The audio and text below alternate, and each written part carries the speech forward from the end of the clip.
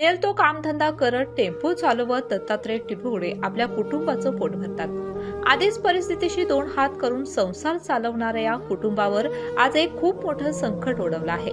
दत्तात्रय टिपुगडे यांचा इयत्ता 4थी मध्ये शिकणारा श्री नावाचा मुलगा आज हॉस्पिटलमध्ये मृत्यूशी झुंज देतोय।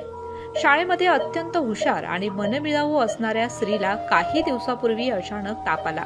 त्याच्या कुटुंबियांनी त्याला डॉक्टरकडे नेला असता डॉक्टरनी औषध उपचार केले, मात्र त्याचा ताप काही कमी आला नाही।